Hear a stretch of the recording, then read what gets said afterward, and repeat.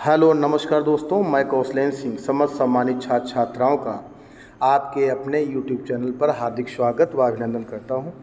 आज हम विषय वाणिज्य प्रकरण बैंक के अंतर्गत पाठ्य योजना पर विस्तार पूर्वक चर्चा करेंगे।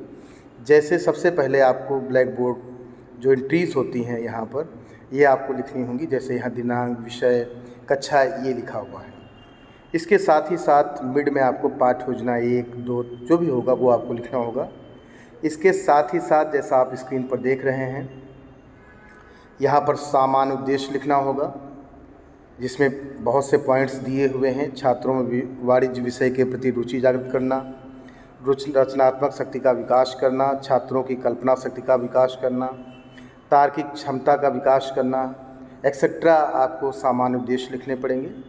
इसी के साथ ही साथ विशिष्ट उद्देश्य यहाँ पर दिए हुए हैं, उसके अंतर्गत ज्ञानात्मक उद्देश्य और उसी के साथ ही साथ यहाँ दिया हुआ है बोधात्मक उद्देश्य।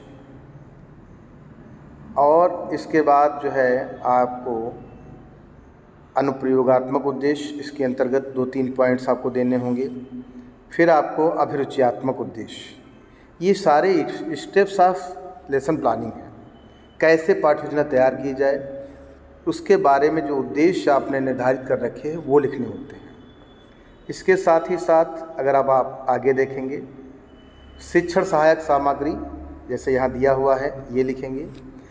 प्रीवियस नॉलेज, पूर्व ज्ञान के बारे में यहाँ लिखेंगे।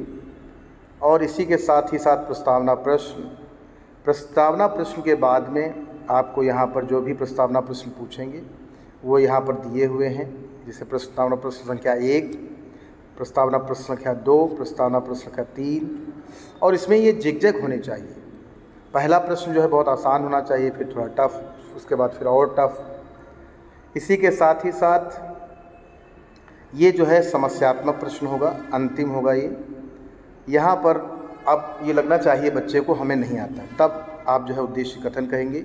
स्टेटमेंट ऑफ द एम कि छात्रों आज हम सभी बैंक के बारे में विस्तार पूर्वक अध्ययन करेंगे।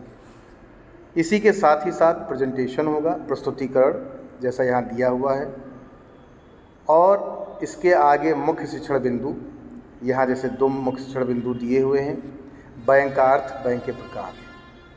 और आगे चलते हैं। यहाँ पर ये सबसे पहले बैंक का क्या कार्य क्या है, तो यहाँ पर जो दिया हुआ अर्थ क्या है, तो यहाँ पर ये डेवलपिंग क्वेश्चन पूछेंगे। ये दोनों ही विकासात्मक प्रश्न हैं, अर्थात इसके द्वारा हम पाठ का विकास करते हैं। और इसके साथ ही साथ ये स्पष्टीकरण है आपका कि जो बच्चा नहीं बता पाता है उसको हम बाद में एज अ टीचर एक्सप्लेनेशन देते हैं और बच्चे को कंफर्म करते हैं कि आखिर जो हम टॉपिक बता रहे हैं वो यह है। और इसी के साथ ही साथ यहाँ पर ये जो है निष्कर्ष भी निकालते हैं, बच्चे को ये भी बताना होता है। और इसके साथ ही साथ जो दूसरा टीचिंग पॉइंट है उसमें भी हम 1 से 2 जो है आपके विकासात्मक प्रश्न पूछेंगे और उसके बाद फिर स्पष्टीकरण देंगे। और स्पष्टीकरण के बाद ये जो है मेन जो मुख्य निष्कर्ष निकल के आता है वो ये होता है। इसके साथ ही साथ यहाँ पर ये एक्सप्लेनेशन दिया जा रहा है। और यहाँ पर फिर पुनः जो हमारा टीचिंग पॉइंट होगा उससे संबंधित विकासात्मक प्रश्न दिए हुए हैं, स्पष्टीकरण दिया हुआ है और ये निष्कर्ष निकल के आ रहा है। और ऐसे ही हम आगे चलते रहेंगे। और इसके बाद श्यामपट्ट सारांश इस प्रकार का आपको तैयार करना होगा, जैसा स्क्रीन पर दिया हुआ है आपके। यहाँ पर दिनांक जो है विषय, कक्षा, ये सारा कुछ दिया हुआ है। और यहाँ पर इस प्रकार से ब्लैक बोर्ड पे क्या क्या लिखना है वो दिया हुआ है। और इसी के साथ ही साथ यहाँ ये लेखन एवं निरीक्षण का राइटिंग एंड सुपरविजन वर्क ये दिया हुआ है। यहाँ पर छात्राध्यापिका या छात्राध्यापक द्वारा छात्र छात्राओं को श्यामपट्ट कार्य उतारने के लिए निर्देशित करेगी एवं कक्षा में घूम घूम कर निरीक्षण करेगी या करेगा।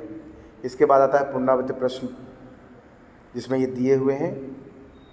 और ये 4 पुनरावृत्ति प्रश्न दिए गए हैं जो हमने 45 मिनट पढ़ाया है, उसी को फिर पुनः पूछते हैं। और जो अंतिम यहाँ पर स्टेप रहता है वो रहता है आपका गृह कार्य। तो इस प्रकार से पूरी पाठ्य योजना तैयार की जाती है। अगर आपको मेरा वीडियो पसंद आया हो तो लाइक शेयर ज़रूर करें। अगर आप मेरे चैनल पर पहली बार आए हैं तो सब्सक्राइब अवश्य कर लें, जिससे मेरे नए वीडियो का नोटिफिकेशन सबसे पहले मिल सके। धन्यवाद, नमस्कार दोस्तों।